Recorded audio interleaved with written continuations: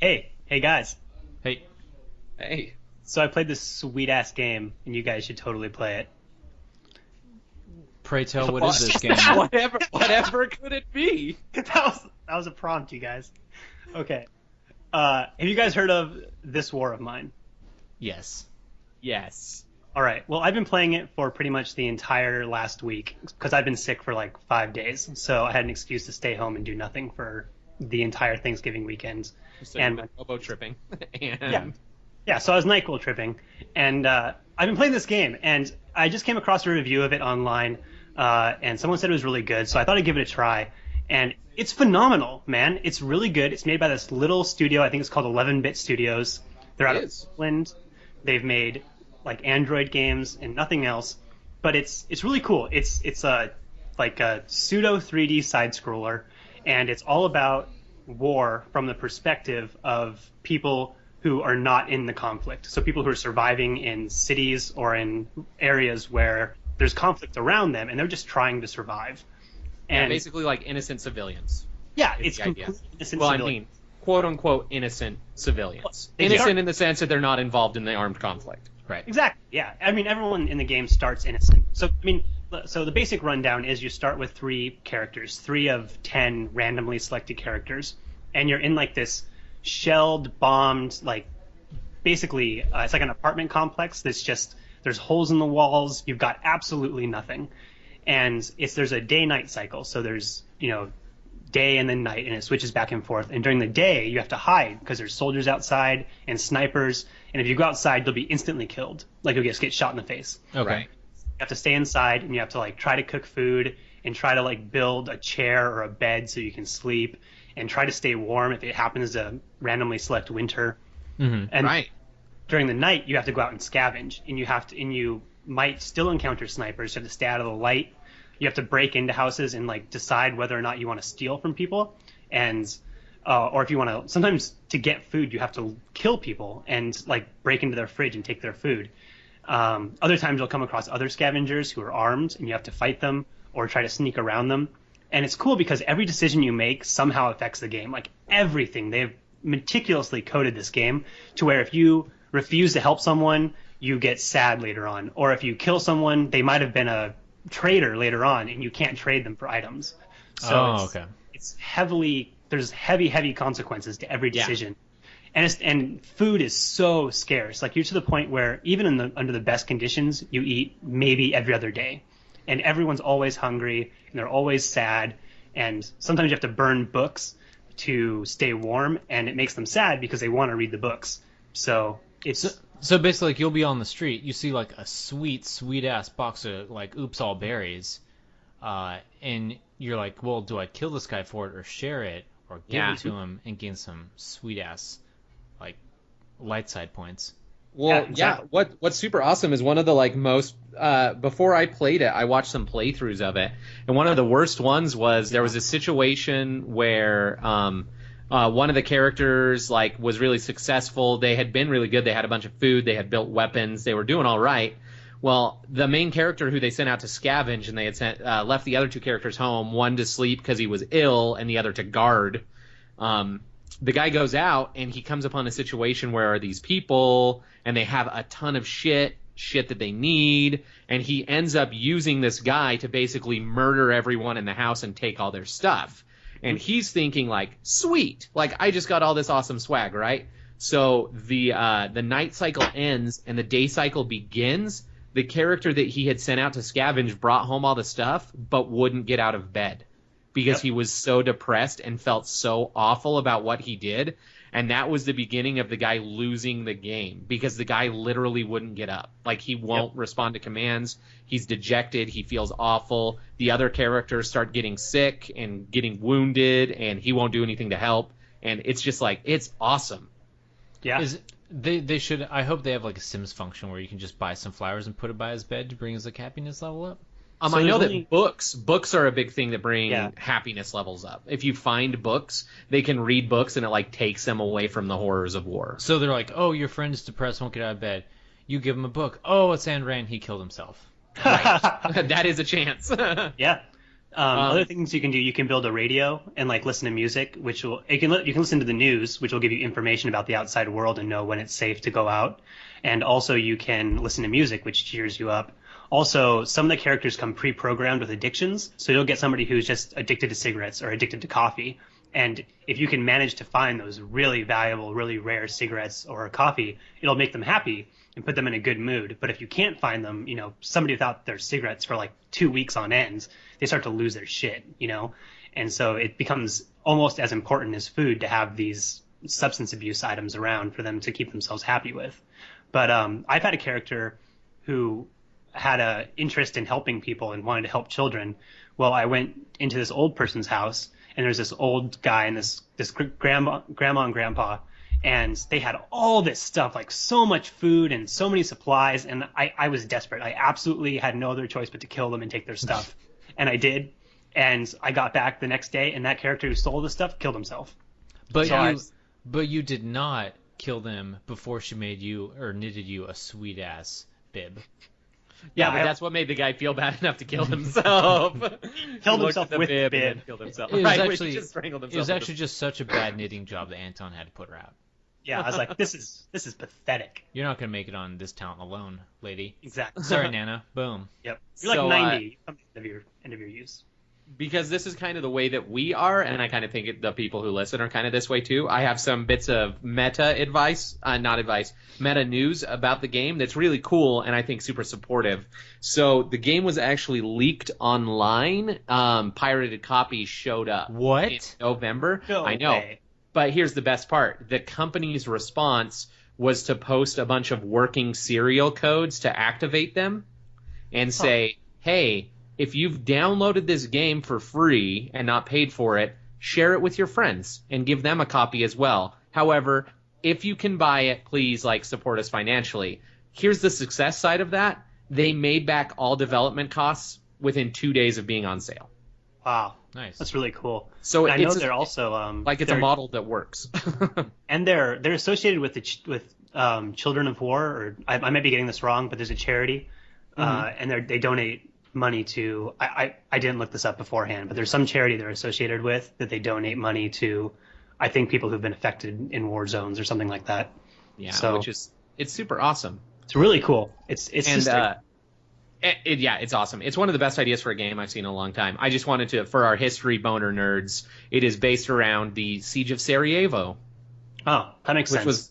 Which was real. Course. It's the longest city siege in modern warfare. So yeah, and it's interesting because it's all about, because you don't think about that often. When Americans think of war, we think of planes bombing rural desert areas, people in huts, stupid shit like that. What we see on the news, but this is all about a city. Yeah, exactly. This isn't like Counter-Strike. This is straight up a city on lockdown. 360 no scopes. Yeah. That's what I think of. Bunny hopping. And you go out during the day, man. You'll get fucking no clipped. You have no idea, man. Yeah, exactly. That's when the hacker that's when all the teenage hackers are playing. Yeah. Freaking aimbot bullshit. So you got to stay inside. Yep. But the cool thing about it is that aside from it being a really good game, it's mechanically very sound. It plays very well. There's very few glitches. It's coded very well. It's fun, and it's fun in the sense that it's rewarding and it's challenging and it's hard, but it's not fun in the sense that you're really enjoying your time while you're playing it. I mean, it's pretty depressing. Nothing good ever happens. I mean, it's just it's just shit after shit after shit. So it's a survival game in that sense. But the cool thing about it is that it really does make you think about how war affects people. It's like every person you interact with has been affected in some way, and there's little trinkets laying around and little journals or notes that you'll find. I was scavenging inside a bombed school, trying to find supplies, and there's a note, and it was a little girl had written, I don't know what's going on. There's all these big loud noises, and the teacher says I have to stay after school longer than normal, but I'm writing to my parents, and I just want them to come pick me up, and I hope they pick me up soon. And it's you find that note in a destroyed classroom, so it's pretty straightforward what happened. Right, on a corpse. So it's the feels. It's like a sea of feels. Yeah. Well, and that's what's so awesome is visually the game is simple but powerful. Like you said, it's like that augmented 2D where it is 3D, but I mean, for all intents and purposes, it's 2D. Mm-hmm. But you randomly are provided visual information. Like, for example, if you want someone to dig through like a bunch of rubbish to try to find, like rubble to try to find stuff, it gives you a little hand and then it starts a timer so you know how long it's going to take. So it's like visually it's really good, but then I thought what impressed me the most visually is every once in a while, and it's not overdone, you get to see characters' thoughts, like almost in like little thought bubbles above them, because I remember after one of my characters died, the girl the next day was like reminiscing about how much she missed him and how good of friends they were before the war, and I was just like, God damn it. Like, are you serious? I already feel bad enough because I fucked up the game enough to have this guy die, and now you're going to like keep throwing it in my face, chick? Yep. So I sent her outside to the sniper. I'm just kidding. Well, you got to get rid of those feels, man. Yeah. Don't make me feel my own feels. I never want to feel that feel I felt that day.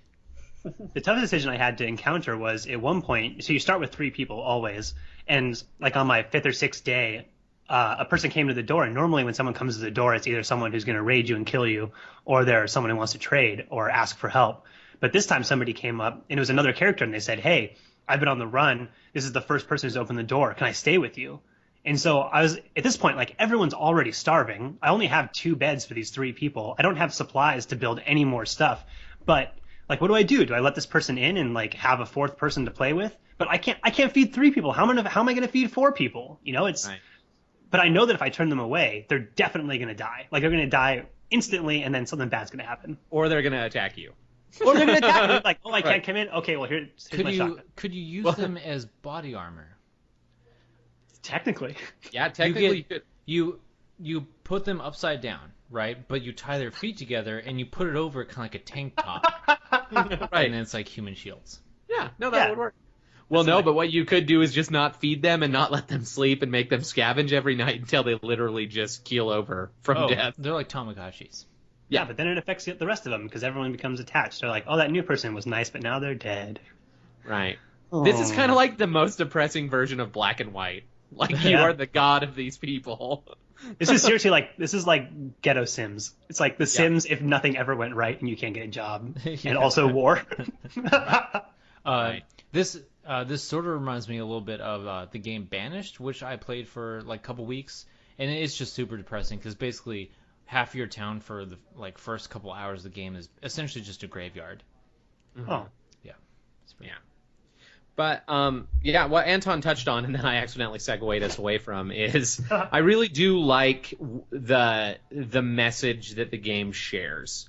And about how it really puts things into perspective that no game has ever tried to tackle before. Like, it's basically you're playing Call of Duty from the point of view of the civilians you hardly ever see, and you just brush by and don't care about.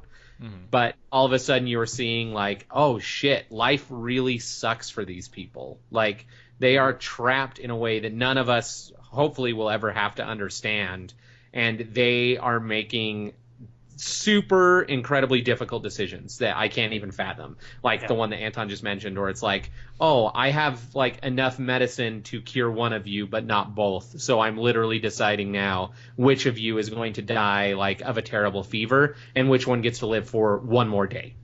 Yeah, and it's even more basic than that. It's just, I mean, the food is the biggest thing. It's like every day you have the decision where it's like, I have enough food for one person and I have 3 people, and it's like there's no qualifications on who should eat. I mean, everyone's good at something and bad at other things, you know.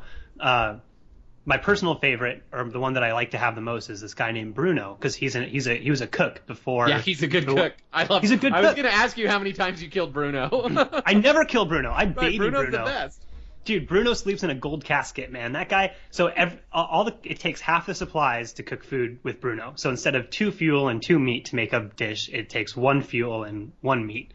So he's invaluable, man. Right. Man, when he dies, you're so fucked. Like, you're just double fucked. I can't even imagine. Every game I've played so far, I've been randomly selected to have Bruno, and thank fucking God, because I don't even know how you would win that game, and I still haven't won. I've lost every game I've played. But Well, and that's what's funny is when the first time I booted it up, I got Bruno, and I was like, dude, he has the most bullshit, like, I don't care. Like, oh, you can cook well? Who cares? This other dude can run fast. Like, Yeah. already he's better than Probably. you. And then, like, halfway through the game, I'm like, fuck, Bruno is OP. Like, Yeah. he is the best. Yep. And I forget the name of who it is. I think I don't know their name, but there's one person who has a really big bag. They have 17 bag slots. Oh, yeah. But they're really slow. And at first I was like, oh, I don't want this slow, like, old asshole with me. But those bag slots are invaluable. When you go scavenging, you can only fill your bag once, and that's it. So, Right. like, everyone else has 10 or 12 bag slots. Having those extra 5 or 7 slots in your bag, you can loot that much more shit. And it's all about how much you can bring back every night. If you go out looting and you bring back, like, 3 or 4 bag slots worth of stuff, you are a disgrace, and you're going to get sniped. Right. I mentioned this to you guys, and I will mention it to the gentle viewers. Do yourself a favor, go online, watch the reveal trailer for this War of Mine. Yeah, absolutely. If there's something that is like super close to my heart, it's really good advertising. Like, I don't care what it's for, but when advertising companies like take the time and they don't just turn out like really dumb bullshit Geico commercials, it can be really powerful. Like, I mean, I know that we're not going to talk about this, and I'm not bringing it up to talk about it, but recently there were a bunch of teaser trailers released. I much prefer teaser trailers to theatrical trailers because a lot more thought has to go into what do we show, what do we not show, what do people want to see, but we show them just enough to like hook them, but not enough that they know what's going on. And I love that. And it lets your imagination run a little bit. Yeah, which is super important. Like, I do not want to see all the funniest parts of the movie. Right. Mm-hmm. Which is what theatrical trailers end up being. Yep. The other, I don't know if either of you have seen the teaser trailer for The Division. I don't think so. You should both spend the time to do it afterwards. So everyone, like, a bunch of people are shit talking The Division right now because it's turning out like everyone's saying it's like the new Watch Dogs. Because everything that's been shown so far, it's like, it's super gorgeous, it looks really great, but then it keeps getting delayed, there are all these issues, and they're like, by the time it comes out, it's going to be like Dreamcast level graphic design and just shit Watch your gameplay. mouth. Yeah, I know. I'm sorry. Polygons for days. As long as the soundtrack is made by The Offspring, I'll play that. right. But yeah, since neither of you seen it, I won't spoil it. But basically, I think you I've seen see it. the effects of humans, but you don't see the people. And there's a reason you don't. And because there's a voiceover and everything, and when it finally kicks in, like, I actually felt myself, like, I'll admit it, I was getting a little misty-eyed, and I was like, this is so cool. Like, they have tapped into that awesome, like, I don't know, within a minute, they have made me feel feels, which is awesome, because there's some full-length movies that don't even make me feel feels, and they did it in a minute and 12 seconds, you know? Yeah, and so I played this War of Mine without watching the trailer. I mean, it's just seriously just a recommendation, and I downloaded it and played it. And even if I had seen the trailer first, I wouldn't have understood what the gameplay would be like. It just gives you the theme of the game, but not the actual gameplay. But man, it is seriously the only game that's made me feel in a while, and like made me like really think, like walk away from it. And I'm not thinking about the gameplay. I'm thinking about like the message from the game, and it made me think about stuff that, you know, it's like when you think about war, you think about the two combatants and what they have to gain or lose, but you so rarely think about the effects surrounding it, you know. And man, I wish I'd watched the trailer first, because it definitely gives you a good platform to understand the game a little better. Right, and I definitely think that it's just like hats off to 11-bit studios, for real, for taking a leap, making a game that is super different. It's not just, you know, FIFA 2016. It's not just a remake of Call of Duty. It's something that is revolutionary in its idea scope and probably not gameplay. Like, a lot of games have done this before, but never in this way, you know? And way to go, guys. Like, really good job. Bang up. Yeah, absolutely. Like, seriously, like 30 out of 10. A++++++++++. Will play again and again and again and again. Right. Will feel feels. Will continue to feel feels. Still feeling feels. Currently feeling feels. Right. Yep. So yeah. Anyways, I guess we can wrap this up. But anybody who hasn't played it, go play it. It's worth the money. You should definitely buy it. Just support this studio. Hopefully they make more games. And hopefully, honestly, I really hope that the theme of this game hasn't personally touched those who made this game, but I feel like it probably has. This is the kind of game where I feel like the only way you could be this true and have this quality of experience is to have people who've experienced this. Right. At least like one story writer on staff who knows, like someone who's imparting, their knowledge of the situation, and that sucks. I feel so bad for that person, and I'm glad they're able to communicate their pain in this way, but it sucks they went through that. Yeah, that reminds me of one of the most badass and yet most heartbreaking things I ever heard ever is they were talking about filming Lord of the Rings, and they were instructing, what's his name? Christopher... The guy who plays Saruman. Nolan Reeves. Okay, yeah, you're all wrong, but that's the guy. So anyway, they were instructing Saruman, and there is a scene where he, as you all know, gets his throat cut and then pushed off the top of the tower. What? And in the original script, spoilers! Spoilers! So, in the original script, Peter Jackson had it written that he was going to be screaming the whole way down, and this dude straight up was like, I saw a lot of people get their throat cuts in the war. You can't scream when your throat is cut. Like, straight up. That's what he says, right? And it's like, that guy is so badass and yet has seen some shit in his life. Man. Yeah. So they totally changed the script around and he doesn't scream anymore. He just silently falls. And I'm like, that's so hardcore. That's so hardcore. Fun fact, same guy whose name I can't remember and you guys are absolutely zero help, guy who is Saruman in Lord of the Rings, is also the singer of a black metal band. Huh. And he's like 88 years old. Huh. Walking. Is it? That's it. Is it called Christopher Walken? Saruman and the Jivetown 5? Yes. That's what I thought. Yeah, it is. You smart ass. Now, what is I'm that? looking it up right now to see what his damn name is because you guys are driving me crazy. Yeah, he did a lot of really good... Christopher Guest! I'm just kidding. He did a lot of really good old school horror movies. Yeah. I can't think of what his name is. It's like up there with like Bela Lugosi. I can't think what his name is though. Christopher Lee. That's it. Yeah. So Christopher simple. Lee.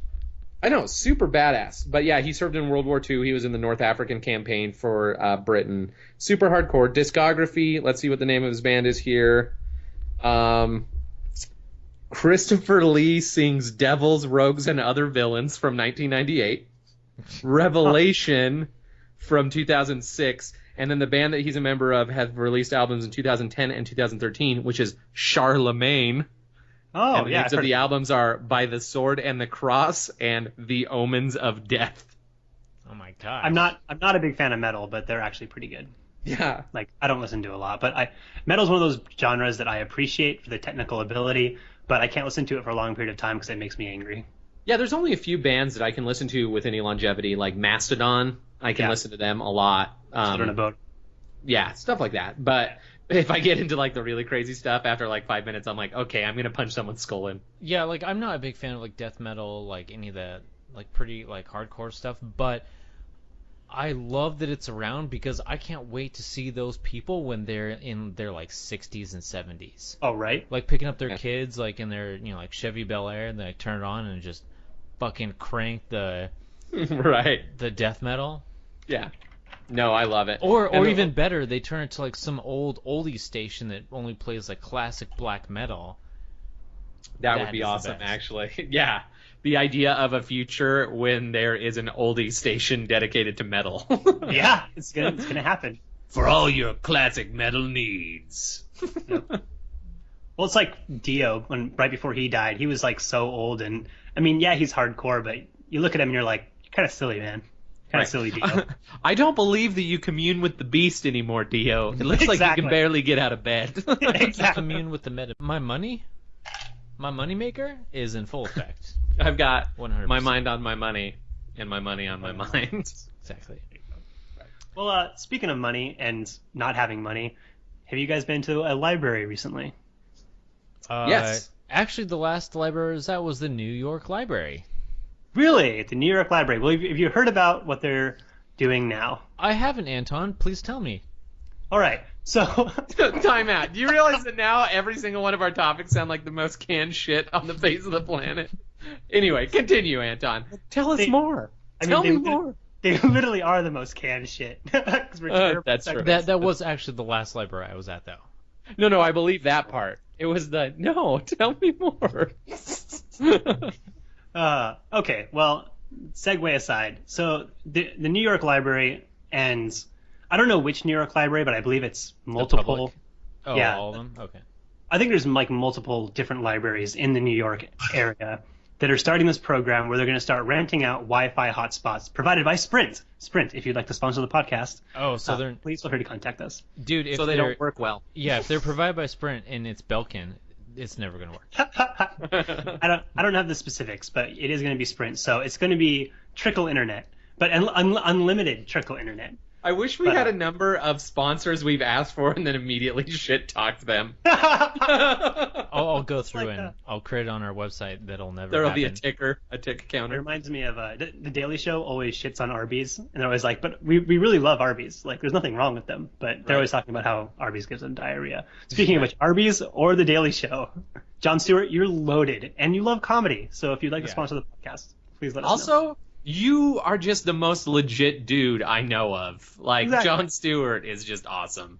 He's my favorite Jon John. Stewart, if you would like to donate some segues to us, we will gladly take them. Exactly. I was going to say, if you'd like to sponsor the podcast or personally adopt me as your son, You can be Either John. option is That'd be great. yeah, I would be Jon Stewart the second or junior. All right. So, anyways, the New York Public Library has started this initiative where they're going to rent out Wi-Fi hotspots to the public on a couple of conditions. Condition one being they will not download pirated shit. So that seems like it's going to get Well, broken. then why even have it? Jeez. Yeah, exactly. I mean, what else do you use the internet for? And additionally, The internet is for porn. If there's one thing Avenue Q taught me, yes. Additionally, they can't download pirated stuff, and they also have to be enrolled in either an adult learning program or a library-sponsored program, so like a book club or something educational and whatnot. Right. But the idea is that it's free. You don't have to pay anything. You can rent them for 6 months to 12 months. There's, of course, usage caps and all that kind of jazz. But the idea is that it's getting internet into the hands of people that normally could not afford internet. You know, there's only a few providers. It's pretty expensive. And if you're in a war-torn area like New York and you can't afford internet and you're afraid of snipers. But wait, Right. didn't libraries like sort of always have free internet computer use anyway? Well, they do, but you have to go there. You have to go to the. You have to they're go actually to renting the, out the like hardware. the actual the actual hardware. Like you can take it Oh, home. they'll give you routers to take home? It's like have you seen those like little square Wi-Fi hotspots? They're like they use 3G. or Oh, okay, 4G. yeah, all right. So I it's get what like you it's mean. like really really slow. the MiFi wireless. stuff. Yeah, the MiFi Yeah, things. okay. Yeah, exactly.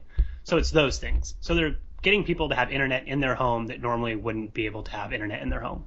So No, and I love it because something has to branch the period of time between now and when Elon Musk has free 1 gigabyte satellite internet for everyone in the world. exactly. Like that's well, we're going in one of two directions. Either internet's going to be capped and run by Comcast for the entire world, and the internet's going to suck, and you have to pay a fortune for it, and it's going to be a luxury item, or we're going to head in the direction where Elon Musk is our savior and broadcasts internet from the moon, and as long as you're Right. facing the moon, you have internet. Elon Right. Musk is love. Elon Musk is life. I don't want to turn this into like a current American political debate, but I feel like with the current comments by the president of the United States, it really shot a huge hole in Comcast plans to be an evil empire and take over. Yeah. It's Like, true, but it was basically one step away from saying, hey, the internet is a public utility and you don't get a fuck with public utilities. But yeah, there's still a long road to go. We still have super shitty internet in the United States. South Korea, if you want to give us your internet and also sponsor the podcast, that would be great. yeah, if an entire country would sponsor, I mean, I know the entire like revenue stream of South Korea is Samsung. Like it's Samsung and like 5% other. Hyundai. But so technically, if Samsung wants to sponsor the podcast, we'd be great, happy with that. Yeah. But yeah. Anyways, I think this is cool. I think this is a really really cool thing, and I hope that more libraries adopt this because the internet is, in my opinion, our greatest technical achievement of all time. Like, Yeah. And plus, like, in my mind, no other like lower class citizens in the U.S. need more help than New Yorkers. Yeah. You've seen firsthand the war-torn city of New York.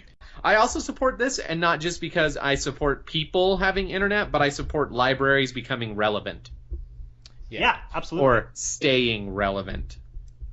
Yeah, like libraries for a long time have been like recently, I guess in the past few years, they've started doing programs where they'll rent ebooks and audiobooks, which has been kind of a cool way to stay relevant. You know, they're still literature specific, but it's been kind of a digital approach, and they've always had, you know, free internet if you go there and use one of their gateway computers from 1998.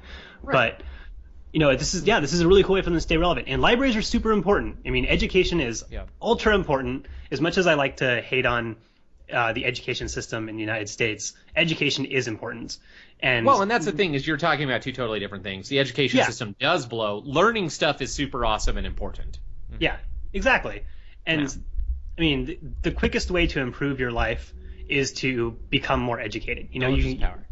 Yeah, knowledge is power. When you get more educated, you can get better jobs, you can make better decisions, you can manage your money better, and that's what these people need. You know, you can have all kinds of social programs in place to help people, and you know, you can have welfare to help give people money and give them housing, and you can have food stamps to give people food, but those are just purely sustenance based. That's just to get you to tomorrow, you know? Right. That's taking medicine to cure a symptom. Exactly, and this is going to help cure the problem. You know, this is only, I think it's only 50,000. Oh, it's 10,000 hotspots they're going to have available initially. You know, that is still a shit ton. Like, I understand compared to the population of New York City, it's like a minuscule drop in the bucket. Drop in the bucket, yeah. But 10,000 routers for one library, that's pretty bad. Or for even however many libraries they're having. Even if it's like 10 libraries, can you imagine 10 libraries having 1,000 copies of a book? Yeah, like that's pretty hardcore. They should really just make, like, Manhattan's really not that big. They should really just make like an insane. They should just have Wi-Fi all over the place. Yeah, they should. We should have Wi-Fi everywhere. We have technology. Central Park eventually got it if they don't already have it. Right. That's good. So you can check Wikipedia while you're getting raped in the park. That's good. Central Park's pretty nice. It's not that bad. How many people get stabbed in Central Park as you're getting stabbed? Look, I watch a lot of TV, and all I've learned from TV is that Central Park is where you go to get killed. No. Like, you take a nice stroll and get stabbed down a tree. I've been there. It's just a lot of people and their dogs. That's really all it is. Yeah. Because I don't know. Anyways. Yeah, and I mean, besides the whole internet thing, I think that, like, what's really cool is that libraries have had to, like, find alternate routes to, like, stay relevant, like we were talking about. I know that a lot of public libraries will rent video games, and even, like, really current, brand new releases. You can go to the library and check out PlayStation 4 and Xbox 360 games. And I don't know if you guys have ever checked out libraries near you, but I do know that the Orem City and Provo City libraries have some of the best CD selections that I have ever come across.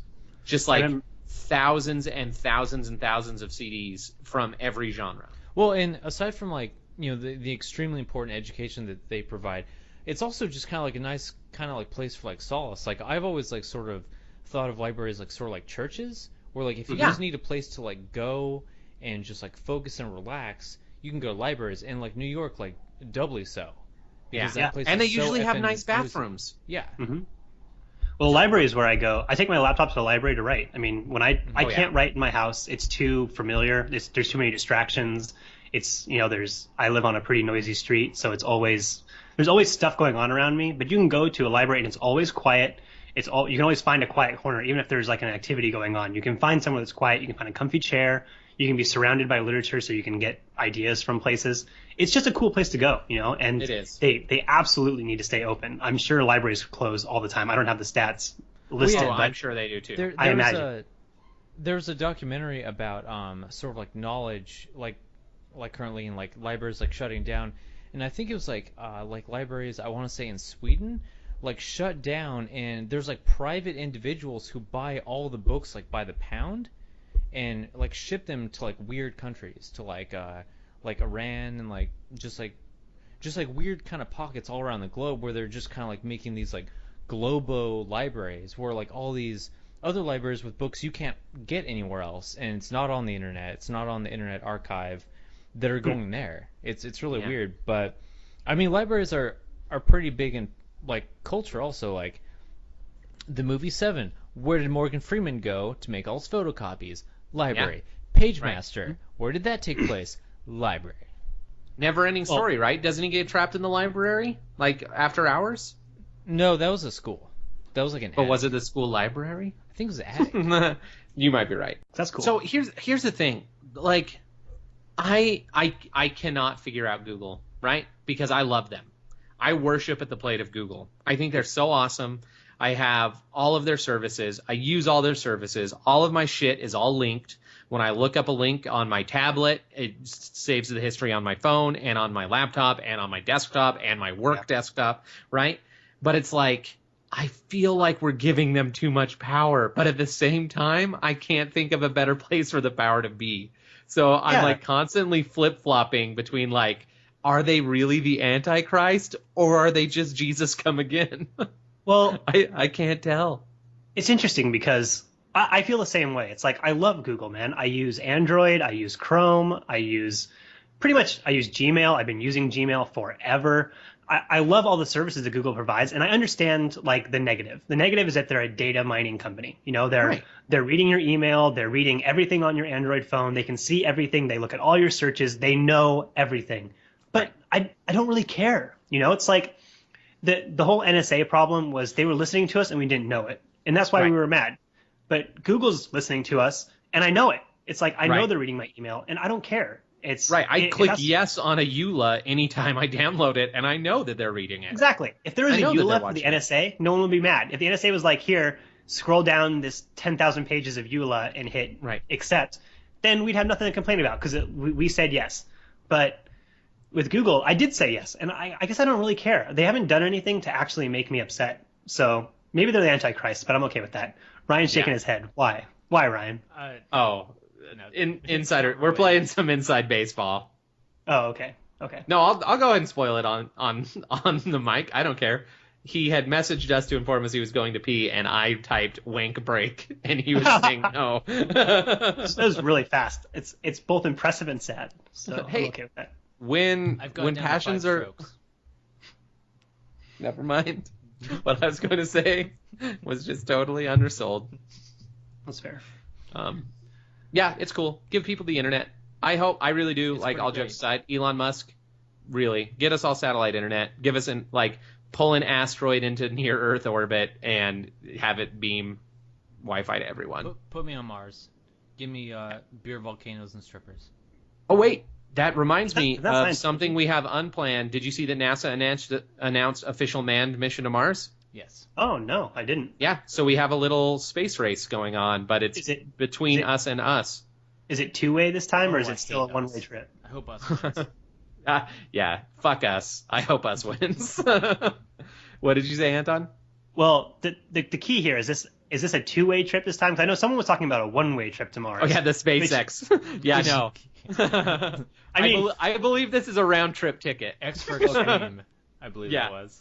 I mean, I would still do a one-way trip to Mars, honestly. Yeah, I don't care. I would. It'd be awesome to be... Could you imagine being the first person on Mars? That would be awesome. You'd be known forever. It would suck not coming back. That's very true, but I guarantee you're not going to be the first person because it's going to be the captain of whatever ship you're on. Because he actually has qualifications. Not if he gets locked in the bathroom when we land. Look, here's what's going to happen. If I got the one-way trip to Mars, and let's say there's 20 people. That's probably a lot. Let's say there's 5 people, and all 4 of them are more qualified than me and will guarantee my survival on Mars for a short period of time. As soon as we get into the entry and we're about to land, and I'm sure that at this point we're going to land and I don't need them anymore, kill them all. Every single one of them to make sure that I'm the first one on Mars. And I'm also the first quadruple homicide on Mars. I was just going to tell you, I regret to inform you, this is a letter that's arriving to you from NASA currently. Anton, we regret to inform you that due to your comments on the BitLag podcast, we cannot offer you a position. God damn it! But if I could come back, I wouldn't kill them. That's the thing. If it's two-way, there won't be a quadruple homicide on Mars. Which sounds like a kind of a cool name for a movie. You know? No, it doesn't. Do you know how many freaking murder movies on Mars there are? There's a billion already. Specifically, could you imagine specifically quadruple homicide? So you kill 3 people right away, and then it's the looming, when does he kill the 4th person? And then you never do. Twist. Anton, here's the thing. If I'm one of the people on that ship, if I'm one of the people on that ship, if I let you be the first one on, will you not kill me? Yeah, as long as you pinky promise. No, I would whatever. We could touch weens and promise. I don't care. Whatever makes you believe me. As long as they let me be first. I just want to be the first person on Mars, you know? Yeah. It's like, I don't know, like, could you imagine being the second person to set foot on the moon? Like, how much does that suck? Like, yeah, you went it's to the awesome because he punches people in the mouth It's- when they say it was faked. Yeah, but still, you're still not first. You're the first loser in the race to Mars. Or the race to... It's like cosmic sloppy seconds. Yeah. Okay, so this ridiculousness aside, this is the reason that a one-way trip to Mars would blow really bad. So chances are you're going to die of oxygen deprivation. Yeah. Because shit's not going to work. That's actually not true. Scientifically, you would die from having too much fun. Oh, okay. Exactly. All right, okay. I looked it up. I saw it right there. Your head would Okay. explode from being too So fat. first is having too much fun. Second is Your oxygen mind would deprivation. explode. The third would be awful slow death by radiation poisoning, which Yeah, would definitely. suck no matter where you are in the universe. Yeah. I don't want to die that way. I It'd don't be want my like- fingernails and hair to fall off and then my balls to shrivel and then me to just start hemorrhaging blood from everywhere. It'd just be like really fast cancer. They'd be like, you have cancer, now it's terminal, now you're dead. Sorry about this. All in the same office visit. They're like, oh. wow, this is progressing really quick. Wow, I can't believe you're still talking. And you're dead. Can we do radiation? You're can I already set getting this radiation. box of Easy Mac near you? Oh, Right. it's done. Okay, thanks. Excellent. It's really weird because your radiation poisoning is actually treating your cancer and you're going to live forever. But you're going to be miserably sick through all of it. This is off topic, but you know what would be really cool is if we sent people to Mars and they brought back the rovers. Yeah, that would be cool. How cool would that be? Because the rovers are so sad that we send them there, they drive around, they do science, and then they die a lonely, sad, mechanical death on a planet where no one will ever see them again. It's like the Says movie the Moon. guy who just offered to murder all 4 crewmates on the same fucking ship as him. But hey, as long as we bring the robotic rovers back, everything is okay. But the rovers are adorable, John. And rovers Like, don't crewmates judge. wouldn't be adorable. There's no adorable astronauts. Yeah, You rovers don't send judge. Brad Pitt into space, you know? You send, like, people who do science for a living, and those are I generally feel not like there's attractive. a Challenger joke in there, but I'm gonna not touch that. Also, I think the coolest thing that could happen if we send people to Mars is if they actually get shit working and build a colony. That would be the coolest. How cool would that be? Like the first tree to grow on Mars, like they build like the biodome. They do like a straight up biosphere, but they don't bring Pauly Shore, and they actually make it work. That'd be great. Well, and did But you they also do bring the Baldwin brother. Exactly. Did you read that article all about how it's way more likely for us to have floating cities on Venus? Because it's way closer and in the atmosphere No, in that's Venus. where women are from. We can't go there. Okay. Isn't Anyway, it also a huge ball of acid and death and fire and horribleness? it's sulfuric acid. You couldn't go to the surface. And the clouds are made of sulfuric acid, but that's the thing, is if you go outside, it's the same pressure as basically sea level on Earth. The air would be breathable if we could separate the sulfuric acid. So all you would need is a suit that's acid proof, which we can make pretty easily. You don't even need it to be pressurized, and you could just hang out. So the entire And- planet wants to dissolve you, but I hear the sunsets are Well- beautiful.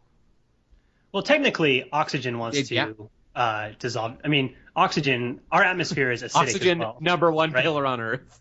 Exactly. So Yeah. there you go. Yeah, it's true.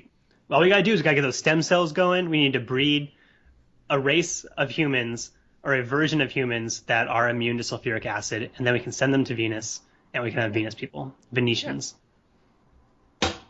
Venusians. Yeah. Venetians are people You know from who we Venice. should send to Venus is cops with cameras on them. Let's talk about it. Excellent. Yeah, it'd be cool because while they're there shooting innocent civilians, we'd be able to see it, and that'd be great. They'll be able to shoot minorities on another planet. Yeah. Okay. So I'm sure we're going to get to this, but I'm going to go over this first. Okay. Putting cameras on police officers doesn't solve everything if the police officers have independent control of when the cameras are on and when they are off. Is that a thing?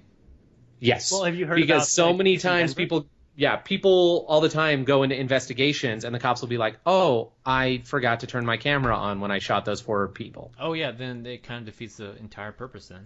Right. So I think that a system needs to be in place where Drones. if they don't have batteries that can just run the entire time the officer is on duty, Their shift. then there are certain things that automatically turn the camera on no matter what.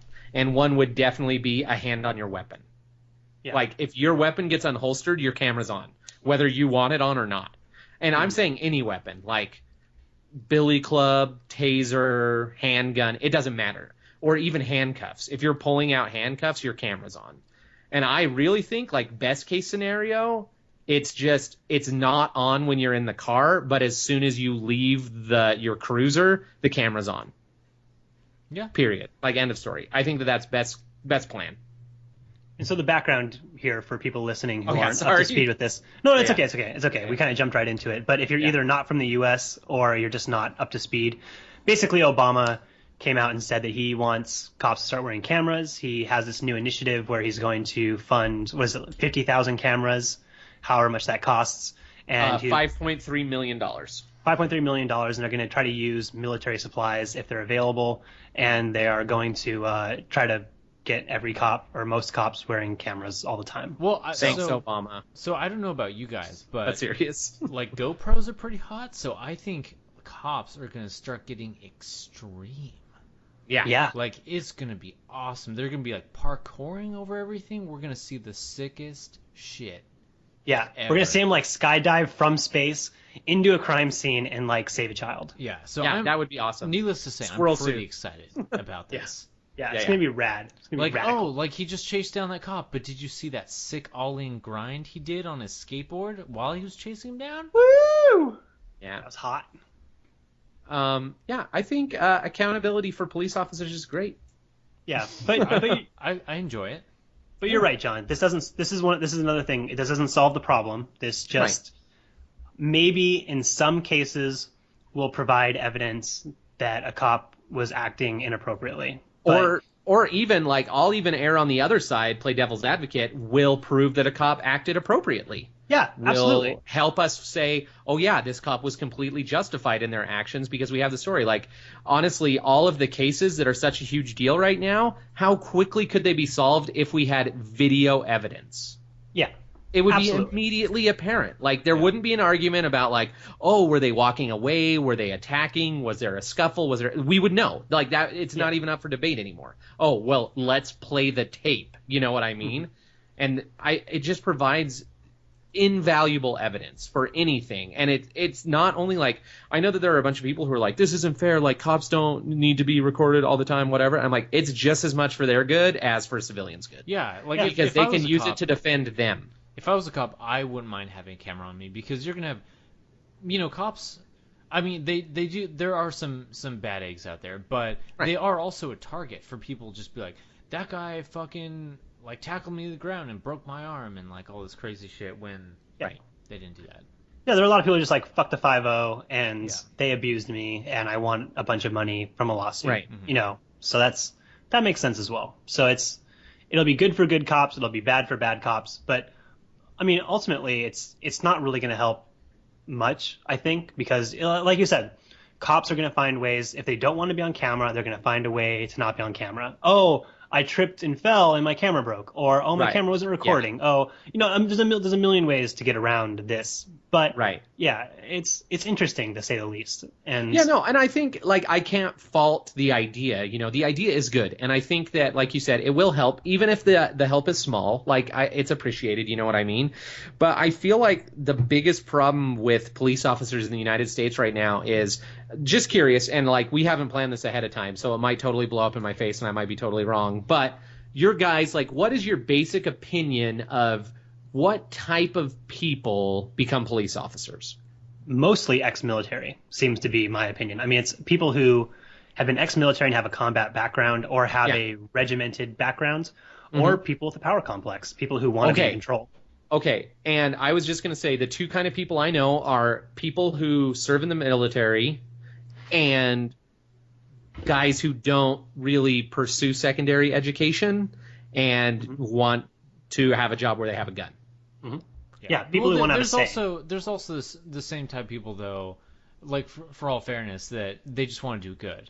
Like, no, and that's what I'm saying. that's what I'm toss-up saying. between Is like it like, firefighters and cops, and they're like all good cops or something. yeah.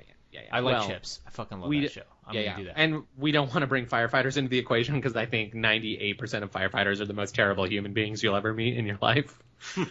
It's just that they until get your cat vindicated gets because stuck they up in a save tree, people dude. every once in a while. That's true. Then- I have had my cat saved several times. And also to say, like a lot of people who are ex-military are very good people. Like Hearts of Gold. Seriously. Absolutely. I'm super anti-war, anti-military, anti-violence, across the board, like most people are. But that being said, people who go and choose to serve in the military are usually very brave, very good people who have their heart in the right place, who want to protect people they love and protect the country they love, no matter what country they're serving for. When they come back, it's hard to find a job. Yeah, I mean, maybe you didn't get secondary education, you went straight into the military, or you went to the military and got a secondary education there. Either way, for veterans of any war, of any age, it's hard to find a job. And so if the police force will employ you and you can continue doing good in that fashion, 98% of those people, awesome people. Especially doing good at something that you might have some experience in, And that you're good at. Yeah. Yeah, exactly. Like, there are a bunch of those people who basically become de facto police for whatever area they're serving in, where they help enforce curfew, they give instructions to civilians. And I'm not just saying instructions like, hey, shut the fuck up and get behind that wall, but also like directions to people. They're helpful. They know the area. So it's like, that to me, like, that's what a police officer is, right? It's like someone in your local community who knows your local community, is not only a source of protection, but also just of information. Like, you could approach a police officer and be like, hey, I'm totally lost. How do I get to wherever? And they can tell you, and they'll be cool about it, Yeah. See, I don't know. That whole idea of civil servants. So here's my devil's advocate on this, because we all seem to be pretty much in agreement about this, that it's generally good but flawed. So my devil's advocate is, we had this whole NSA flare-up, and their argument was, we're reading all your calls and your messages and everything, but if you've got nothing to hide, don't be worried, and we pushed back and said, that's not the fucking point. We want privacy. We want to be able to live in a world where we're not being constantly monitored. Should cops be in a situation where they're constantly monitored? I mean, that's their job. When we go to our office building and work on computers all day, do we want to have a camera attached to us to make sure that we're doing a good job 8 hours a day and not goofing off and reading Reddit? Well, it's different. It's different because lives aren't on the line in our jobs. Right, yeah. That's where the big issue comes in, is like, I mean, basically what this whole argument is it's about lethal force, right? That's what it all comes down to. Yeah. That's why this is even up for debate, is they have a job that can end in death. Yeah. Like non-voluntary death, you know what I mean? And it's like, while I understand, it's like, oh yeah, everyone's entitled to privacy, it's like, I don't know, when cops are in situations where cameras are needed, I think I don't know. I was just about to say something, because it goes back to that. If you have a job that can end in like violence or death, or something that's totally fucking badass, you should have a camera. Yeah, absolutely. So what about teachers? Because I mean, teachers that is boring. They should not have a camera. Well, but they don't deal with death. But they deal with children, and I mean, children are a touchy subject. They're very important. They're innocent. No, they're constant. They're evil and they're horrible. I agree. Children and Ryan, you are negative as shit tonight. Let's not look at it as, jaded 20-year-olds who hate kids. Let's look at it from the perspective of the general population who loves children and finds them to be almost as adorable as puppies and kittens. Like, children are these innocent flowers that need to be protected, and we've got allegations all the time of teacher abuse or teacher neglect or teacher assault, things like that, where, they're public servants as well. They're responsible for something. I mean, they're not dealing with death necessarily, but they're dealing with situations that could result in a dead kid or an abused kid. What? Should we make them wear cameras? How are teachers killing kids? Well, they could. Oh, I didn't check the ingredients on the cookies that Sarah brought in, and Steve's got a peanut allergy. Now Steve's turbo dead. I mean, I think more than that, it's like, there's a bunch of shit teachers that are not helping educate kids and are kind of stagnating them, which will hurt them eventually. And I don't disagree, but like what I was about to say is, it's like, if there's ever an incident where like someone might be killed, then like security trumps privacy. But I always go back to that Benjamin Franklin quote where he talks about how you should never use liberty to purchase power. And what people say all the time now is, anyone who sacrifices freedom for security deserves neither. Yeah. And I kind of agree with that. Like, if you have to give up personal liberty and personal rights so that you feel more safe, you're doing something wrong. So like, there's a like I know that we've said this 8 times in the podcast already, but once again, it's like you're focusing on a symptom instead of trying to fix the problem. Exactly. So we kind of building up to this, but my opinion is that cameras are actually the wrong approach. I don't think that putting cameras on cops will help. The problem is that cops can't be prosecuted when they commit a crime. Yeah. So they're the both whole investigation, evidence, everything. They're never held accountable. I mean, most cases, and I don't think I'm exaggerating at all, most cases where there's either death or abuse in a situation where a cop is involved, they'll get paid leave and maybe unpaid leave. But very, very rarely are they suspended or actually lose their job or have to face criminal offenses for what they've done. And we see situations all the time. I mean, there's the case with the cop in, I think, New Jersey, where he strangled that big fat guy who... Do you know what I'm talking about? That was New York. New York, and he was found not guilty at all, right? The grand jury dismissed the case. He's not going to be brought up on any criminal charges whatsoever. And I think he actually, I'm not sure if he left the police force voluntarily. I think he did retire, and he retired. Honestly, I feel like there was no other choice for him. But that's another. Yeah, but still, I mean, So the headlock or the chokehold. So that's the excuse. So the chokehold is forbidden for cops to use. He said he used a headlock because a headlock does not restrict air, where a chokehold does restrict air. I feel like with all these like police like forces, if they just kind of need to like revamp their rules and training a little bit. Like that's not going to like get rid of all these problems, of course, but they just need to get rid of as many like gray areas like that as possible. Yeah, there needs to be a clear definition of how to deal with certain situations. If a cop feels their life is in danger, they should have the ability to defend themselves. Absolutely. Right. That's what they're there for. Cops are not supposed to be these like valiant white knight crusaders that will throw themselves in front of a bullet to save a child. No one expects that. We expect them to enforce the law the best they can and do their best to not get hurt or killed in the line of duty. Right. As dudes at work. Exactly. As dudes and ladies at work. Do your best. Exactly, but like the situation where you find this maybe disgruntled, non-cooperative, large, overweight man who is possibly selling counterfeit cigarettes, like that's a situation where if he's not cooperating, mace him or shoot him with a sandbag or a rubber bullet or tase him. But why put him in a chokehold? It's an inappropriate response to the situation, and I feel like the training for these police officers isn't appropriate. They're using the incorrect methods to deal with situations, or they're escalating the situations too quickly, and they're the ones escalating the situation, not the criminal.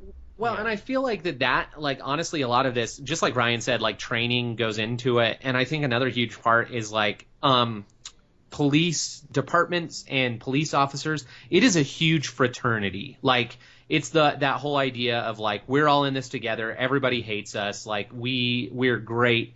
But what's weird is from that spurred this whole idea of like we are better than everyone else. Well, like it's we are superior, we are exactly. And that's the totally opposite idea of what police service is, right? Like it should be, no, they are for us. They are here so that us normal people who are going about our everyday lives can do so uninhibited by crazy jackasses breaking the law. Yeah, they're us, but with a little bit of the law behind them.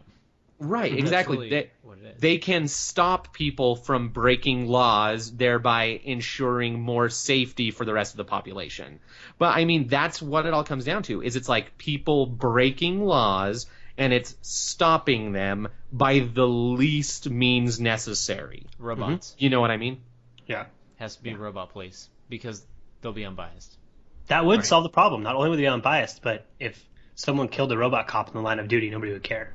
You know, you could, like, a crazy gunman. Except for the other robots. Oh, you're right. And the rovers. Think about the rovers would wife. Shed a tiny tear on Mars. Well, no, I'm saying then Skynet starts. They're like, fuck these humans. They don't care about us at all. That's true. We'll show them. Yep. And then we'll get Terminator Gen Anton's 6. like, I'm not seeing a downside so far. We get the mass extinction event we're all waiting for. I, for one, accept I get to see the carnage. our Right. technology overlords. Yes, pick up that can. One of my favorite dealings with that ever is the Stephen Colbert audiobook, I'm American, So Can You? Yeah. And in the very end, he's like, he has different endings depending on what future is possible. And one of them is if robots have taken over. And he's like, please deliver this audiobook to the nearest robot overlord. And it's like, hey, robot overlord, I'm so happy that you've taken over and now that you're in charge. Quick thing I need to tell you. The next sentence is false. The previous sentence was true. And then he waits a second, and then he's like, okay, human, you can now pick up this audiobook from the rubble because everything has self-destructed. And he's like, if you want to praise me as your god, that's okay. A logical fallacy. Yeah, exactly. It's so dumb and so funny. It's so dumb, yet so correct. Yeah, Turing's test, baby. It's going to be what saves us all. Make yourself familiar. Well, that's not technically Turing's test, right? Isn't that It's like just a hard- logical fallacy? Version, right? You're trying to tell if something is synthetic in nature or not. Right. That's like the hardcore side of it. Right, But you're right. It is a logical fallacy. It will Yeah. shut it down. Yeah, Whereas a Turing test is just, are you a robot or not? But if you want to know real quick, ask it something that will make it fry itself. I feel like it's like Mein Kampf tests, Turing tests, logical fallacies. Okay, It depends all right. on how much fun and time you have to devote to this. Gotta Right. get Kobayashi Maru in there somewhere. I mean, that's Kobayashi Maru. That's that's just super important. That's just a test It's I believe that's important the test. that you can't that's win. the throwing an unarmed human into a ring with a robot cop and saying fight. That's the Kobayashi Maru. Exactly. You give a It wasn't dude really two relevant. I just magnets wanted- against a robot. Right. It wasn't important. I just wanted to seem like I had cool Star Trek cred. So you've got it. You gave it the good college effort. I tried. It wasn't relevant, but I wanted to name drop. Right. Kobayashi Maru. It's a good name job. Thanks. It is. Anyways, GoPro cops. Good idea, bad idea? Who knows? Let's find out. I don't know, but I feel like we need to start working on the screenplay post haste called GoPro Cops. GoPro cops. I think Jake Gyllenhaal already made that movie. Dude, that movie is so damn good. Did you guys like that movie and watch? It was pretty good. Yeah, I have nothing Dude. like amazing or bad to say about it. It was good. See, I freaking cried my fucking eyes out. I thought it was so good. Anton, have you not seen it yet? I've seen it. Oh, I was like, put it at the bottom of your bullshit list. I'm working through the list, guys. Yeah, Anton, put it somewhere between 1 and Flamingo on your list there. How many waffles fit in a doghouse?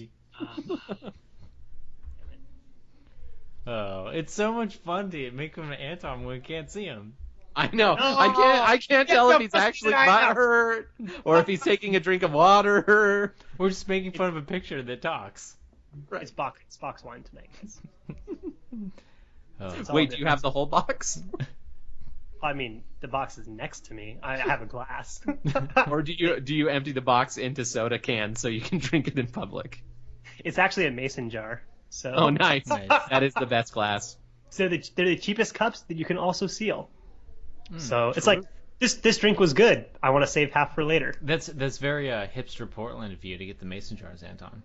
It is. It's fun fact. Mason jars are actually cheaper than drinking glasses. Just so you know. I've no doubt. So it's a great way to beverage and save. I don't can stuff because I don't like pickles or anything pickled. So I'm not interested in the actual canning of mason jars, but I like to have them for sealing things. Fun story. Like beans. Yeah, or like leftover dinner. It's like, you know how expensive Tupperware is? You know how cheap mason jars are? Boom, solution. Yeah. It's even easier if you blend up your dinner. Soylent Green. Soylent Hey, Green. I'm thinking about doing that Soylent diet, man. Like it's. Oh, I know. We talked about it. Yeah, we talked about it. It's more expensive up front, but in the long term, it's a brilliant solution. Anton, I support you so much. I'm basically a personal brazier. Excellent. You're my own little push-up bra. I'm giving support. I am lifting and separating, and you turning- look great, girl. Hey, you're turning my C's into D's, and I love it. Exactly. Maybe- Exactly. You know, it's what I do. Yeah, after like you two got together, I was like, Anton, maybe he's born with it. Exactly. Maybe Maybelline? Actually, John. Yeah, it's John. It's John. John does it. It's actually John. Maybe kiss- Maybelline, it's actually John. Oh. What can I say? I make the beautiful beautifuler.